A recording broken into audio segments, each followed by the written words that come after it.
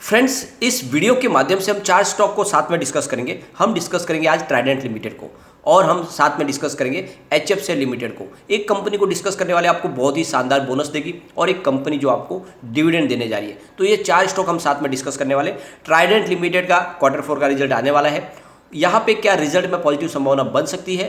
क्या रिजल्ट के बाद ट्राइडेंट फिर से दौड़ने लगेगा? वैसे जैसे उसने पिछले दिनों लोगों को मालामाल किया था, क्या वैसी ही प्रदर्शन की हम उम्मीद कर सकते हैं? क्या इस समय में ट्राइडेंट में निवेश करना चाहिए? ट्राइडेंट लिमिटेड को लेकर एक बहुत बड़ी अपडेट निकल कर आ रही है जिसको हम डिस्कस करेंगे और उसका क्या इफेक्ट पड़ सकता है ट्राइडेंट पे वो भी जानने की कोशिश करेंगे। दूसरी तरफ एचएफसीएल लिमिटेड, जैसे कि आपको पता ही होगा, 5G के लिए काम कर रही है कंपनी और 5G के लिए बहुत सारे इक्विपमेंट बना रही है। तो ऐसे में गवर्नमेंट की तरफ से एक बड़ा निर्णय लिया गया है। क्या है वो निर्णय और उसका क्या बेनिफिट मिलने वाला है सीधा एचएफसीएल को? तो सारी जानकारी जानेंगे इस वीडियो के माध्यम से। और एक बात और ध्यान रखें, इस समय ये दो जो सेक्टर है इसको गवर्नमेंट की पूरी हेल्प मिल रही है। ये दोनों सेक्टर को पीएलआई स्कीम का बेनिफिट भी मिल रहा है और ट्राइडेंट लिमिटेड को ऑलरेडी उसकी जो एप्लीकेशन को मंजूर कर लिया सरकार ने। तो क्या ऐसे में इन स्टॉक में दाव लगाना चाहिए? तो सारी बातों को जानेंगे इस वीडियो के माध्यम से। लेकिन फ्रेंड, उससे पहले अगर आप पहली बार हमारे चैनल पर आए तो चैनल को सब्सक्राइब कर दीजिए, एक बेल आइकॉन दबा दीजिए ताकि जब भी नया वीडियो बने पहला नोटिफिकेशन आपको मिले। वीडियो पसंद आए तो लाइक शेयर जरूर कीजिए। चलो फ्रेंड्स, वीडियो स्टार्ट करते हैं। मैं हूं आपका दोस्त SB दवे और हमारे अपने चैनल ऑनलाइन कमाई में आपका बहुत बहुत स्वागत है। सबसे पहले ट्राइडेंट लिमिटेड के कारोबार को डिस्कस करेंगे। अभी 12:30 के आसपास का टाइम है। स्टॉक आज ओपन हुआ 45.40 पर, लो बना है 44.75 का, हाई है 46.20 का और अभी फिलहाल स्टॉक 45.75 पर है, जहाँ पे 2.46% की शानदार तेजी है और अच्छी खासी आज खरीदारी हो रही है। निचले लेवल से यहाँ पे खरीदारी काफ़ी हो रही है क्योंकि इसका मजबूत सपोर्ट ही 50 का है और फिलहाल ये अपने सपोर्ट से नीचे है, इसी वजह से यहाँ पे काफ़ी अच्छी खरीदारी होती है। जल्दी इसको वापस 50 का सपोर्ट मिल सकता है और इस डिप में आपको खरीदारी करनी चाहिए। वाकई में स्टॉक आने वाले समय आपको बहुत ही शानदार रिटर्न दे सकता है। इसकी परफॉर्मेंस अगर हम देखें तो 15 रुपीज़ इसका 52 वीक का लो है और 70 इसका 52 वीक का हाई है।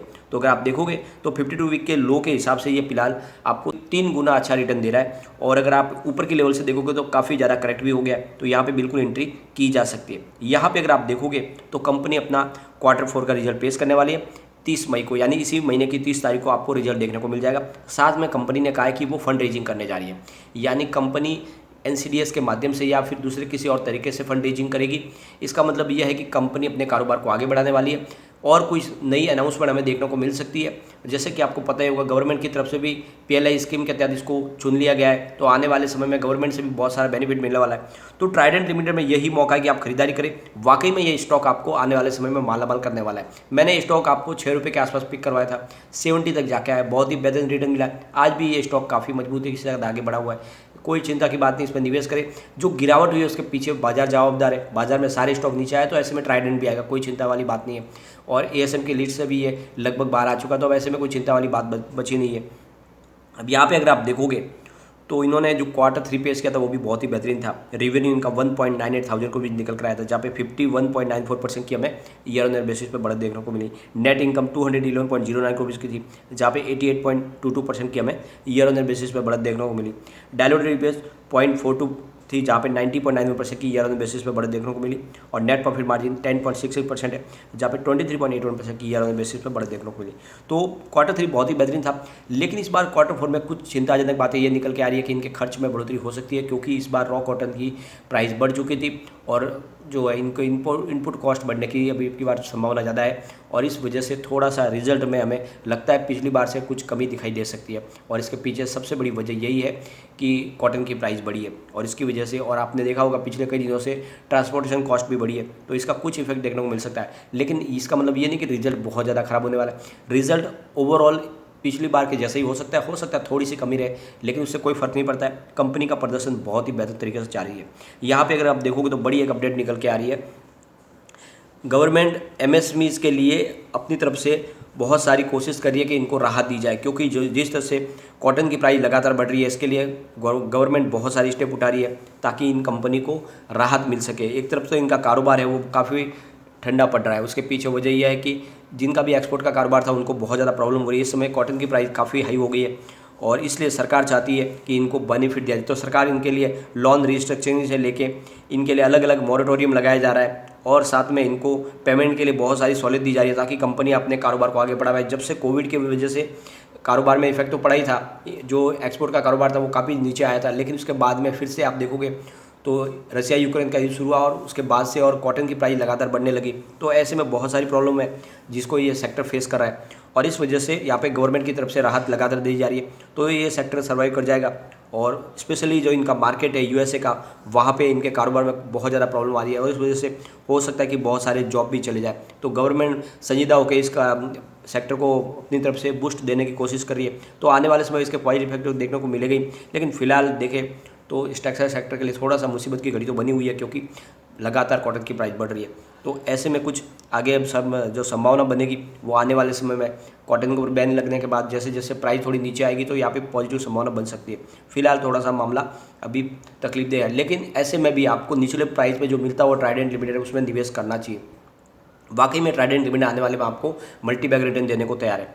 इसके रिटर्न को अगर हम देखें तो पिछले 5 साल के हिसाब से इसने 470% का पॉजिटिव रिटर्न दिया, 3 ईयर के हिसाब से 575% का पॉजिटिव रिटर्न दिया, 1 ईयर के हिसाब से 175% का पॉजिटिव रिटर्न है, 3 मंथ के हिसाब से 9.25% की गिरावट है, 1 मंथ के हिसाब से 14.37% की गिरावट है और 1 डे के हिसाब से 2.13% आप है। तो कोई चिंता की बात नहीं है। बड़ी गिरावट में भी अभी तक सिर्फ 14% गिरा है, तो इसका मतलब स्टॉक काफ़ी मजबूत है।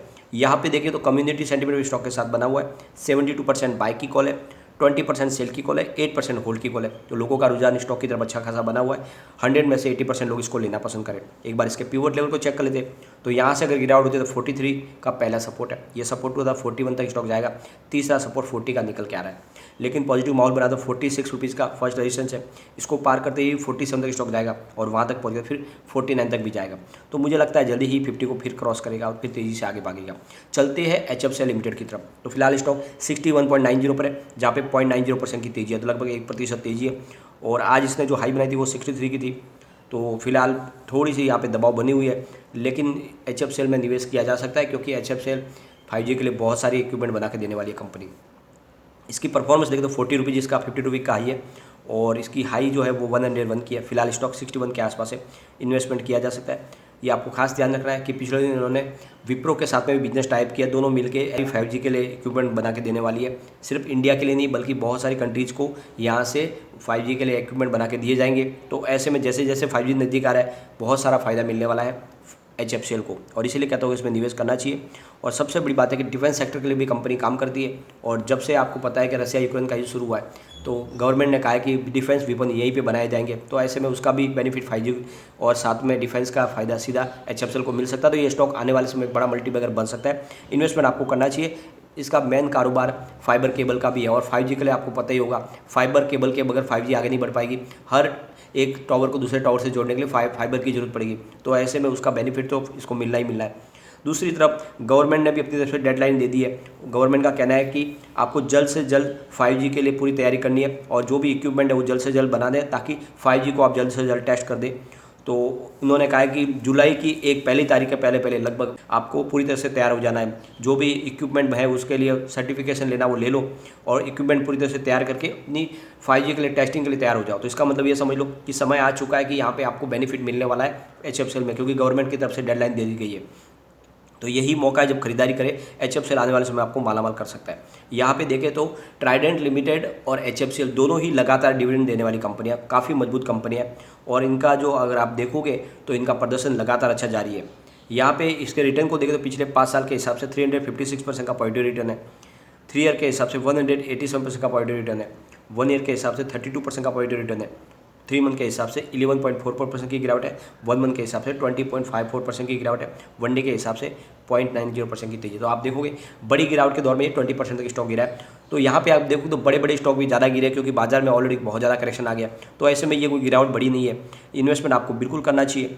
यहाँ पे अच्छी बात यह है कि कम्युनिटी सेंटीमेंट 100% बाय की कॉल दे रहा है, मतलब लोगों का रुझान स्टॉक की तरफ बना हुआ है। अब एक बार इसके पिवट लेवल को भी चेक कर लेते हैं। तो यहाँ से अगर गिरावट होती है 58 का फर्स्ट सपोर्ट है, ये सपोर्ट टूटा तो 55 तक स्टॉक जाएंगे और नीचे गया तो फिर 53 तक जा सकता है। लेकिन अगर पॉजिटिव माहौल बना तो 63 का फर्स्ट रेजिस्टेंस है, इसको ब्रेक किया तो फिर 65 तक स्टॉक जा सकता है और वहाँ तक पहुँच गया फिर 68 तक भी जा सकता है। तो ये आपको खास ध्यान रखना है। तेजी बनी तो जल्दी ही 68 को पार कर जाएगा, तो इन्वेस्टमेंट आपको कर लेना चाहिए।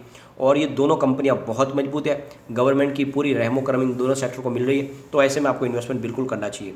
अब चलेंगे हम उस सेक्टर की तरफ, उस कंपनी की तरफ जो आपको शानदार बोनस देने जा रही है। अगर आपको बोनस लेना है तो आपको IOC में निवेश करना चाहिए, यानी इंडियन ऑयल कॉर्पोरेशन लिमिटेड आपको बोनस देने जा रही है और ये लगातार बोनस कंपनी दे रही है। फिलहाल इसकी प्राइस 114 के आसपास है, जहाँ पे 0.18% की गिरावट देखने को मिल रही है। कंपनी आपको 1:2 के रेशियो में बोनस देने जा रही है, यानी 2 शेयर के ऊपर आपको 1 शेयर बोनस मिलने वाला है। और इसकी अनाउंसमेंट डेट थी 17/5/2022 और इसकी एक्स डेट है 30/6/2022, रिकॉर्ड डेट है 1/7/2022। तो छठे महीने की 30 तारीख के पहले पहले अगर आपके डीमेट अकाउंट में शेयर आ जाएंगे तो बिल्कुल आपको बोनस मिलेगा।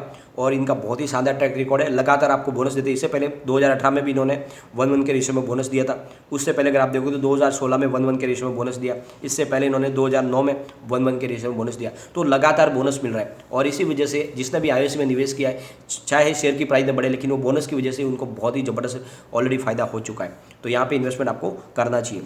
अब अगर आपको चाहिए डिविडेंड तो आपको बजाज फाइनेंस लिमिटेड में निवेश करना चाहिए। फिलहाल स्टॉक की प्राइस 6017 के आसपास है, जहाँ पे 3.43% की बम्पर तेजी आज बनी हुई है और स्टॉक काफ़ी तेज़ी से भाग रहा है। कंपनी आपको 1000% का डिविडेंड देने जा रही है और इसकी अनाउंसमेंट डेट थी 26/4/2022 और इसकी एक्स डेट है 30/6/2022। तो कंपनी का ट्रैक रिकॉर्ड बहुत ही शानदार है। इस बार वो आपको पर शेयर 20 रुपीज़ का डिविडेंड देने जा रही है, यानी 1000%। और इससे पहले इन्होंने आपको 500% का डिविडेंड दिया था, यानी पर शेयर 10 रुपये का, वो 27/4/2021 को। इससे पहले अगर 2020 की बात करें तो उसमें भी आपको करीब 10 रुपये का डिविडेंड मिला था। तो कंपनी लगातार आपको डिविडेंड देती रहती है, इसका बहुत ही शानदार ट्रैक रिकॉर्ड है। तो डिविडेंड के माध्यम से ही आपको बहुत सारा फायदा हो सकता है। तो अगर डिविडेंड चाहिए तो आपको बजाज फाइनेंस में निवेश करना चाहिए। लेकिन फ्रेंड, कोई भी इन्वेस्टमेंट करने से पहले अपने फाइनेंशियल एडवाइजर से एडवाइस ले ले या अपना खुद का रिसर्च करें, क्योंकि मैंने वीडियो आपके एजुकेशनल पर्पज़ के लिए ही बनाया। वीडियो पसंद आए तो लाइक शेयर जरूर कीजिए और चैनल को सब्सक्राइब कर दीजिए। Thank you friend.